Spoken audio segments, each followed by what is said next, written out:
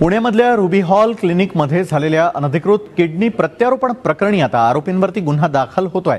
TV9नं हे प्रकरण सुरुवातीपासून लावून धरलेलं होतं। पुण्यातल्या या प्रसिद्ध रुबी हॉल क्लिनिकमध्ये सुरू असलेल्या किडनी प्रत्यारोपण प्रकरणी आरोपींविरोधात आता गुन्हा दाखल होणार आहे। TV9नंच या प्रकरणाला वाचा फोडली होती। ही बातमी TV9वर झळकवल्यानंतर वेगानं चक्र फिरली आणि कारवाईचे आदेश निघाले।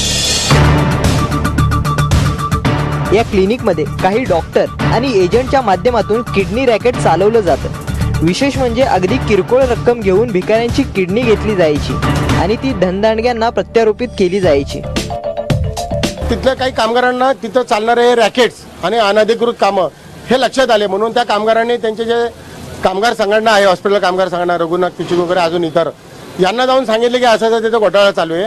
परंतु त्यांना त्यांच्या अध्यक्षांकडनं यांच्या सगळ्यांकडनं धमकी देण्यात आली, जे चाललंय गप मुकाट्याने सहन करा, काही कुठं बाहेर बोललं तर खोट्या केसमध्ये तुम्हाला आत टाकून देऊ म्हणून। त्याच्यामुळे भीतीपोटी त्यांनी कुठं तक्रारी नोंद केला नाही। त्यांच्यापैकीच एका व्यक्तीने मला कॉन्टॅक्ट केला आणि मला सांगितले की तुम्ही माहिती आहे तिकडे कामं करता, असं आमच्या तिकडे घोटाळा चालला, तुम्ही जरा लक्ष द्या। धनदांडग्यांकडून किडनी प्रत्यारोपणासाठी लाखो रुपये उकळणाऱ्या रुबी हॉल क्लिनिकमध्ये असे गैरप्रकार चालतात हे एका पेशंटच्या नातेवाईकांना उघड केलं होतं। तर डॉक्टरांचं सांगणं असं होतं की आपण एजंट थ्रू आपण दुसरी किडनी अरेंज करू शकतो। तर त्या डॉक्टरांनी वगैरे अरेंज वगैरे करून माणूस वगैरे आणला आणि मला सांगितलं की रक्ताची गरज असली तर आम्ही तुझं रक्त घेऊ, तर तुला हॉस्पिटलमध्ये थांबावं लागेल। तर मी सांगितलं होय। माझ्या शेजारी एक मनुष्य होता, त्याचा कमीत कमी 4 ते 8 दिवसानंतर माझ्या लक्षात आलं की त्याचं ऑपरेशन झालंय आणि त्याची किडनी काढली। त्या मनुष्याला मी विचारलं की बाबा काय, बोले नाही, बोले तुमच्याच मामाला मी किडनी डोनेट केली।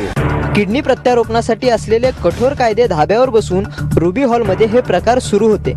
या प्रकरणी पोलिसांकडे तक्रारही दाखल करण्यात आली।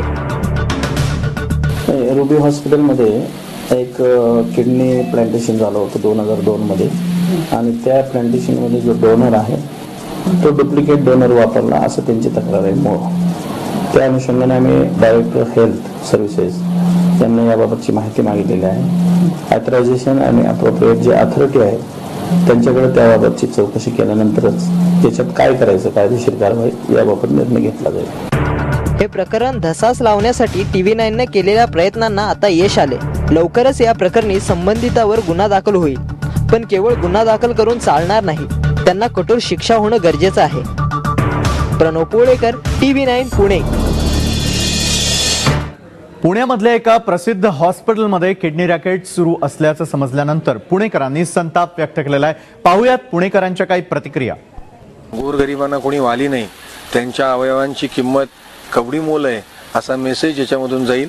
मी शिवसेना पुणे शहराच्या वतीने अशी मागणी करतो की तातडीने शासनाने याच्यामध्ये लक्ष घालून जे दोषी आहेत त्यांच्यावर कारवाई करावी। गोरगरीब जनतेचा असहायतेचा फायदा घेऊन त्या ठिकाणी बरेच हॉस्पिटलमध्ये असं काय व्हायची शक्यता असू शकते किंवा शासन त्यावर जरा थोडंसं लक्ष देऊन त्या ठिकाणी व्यवस्थित लक्ष देऊन सरकारने चौकशी करावी असं आमचं। अवयव विक्रीतून आपल्याला पुणेकरांचं शारीरिक नुकसान करून घ्यायचं हे काय मला योग्य वाटत नाही।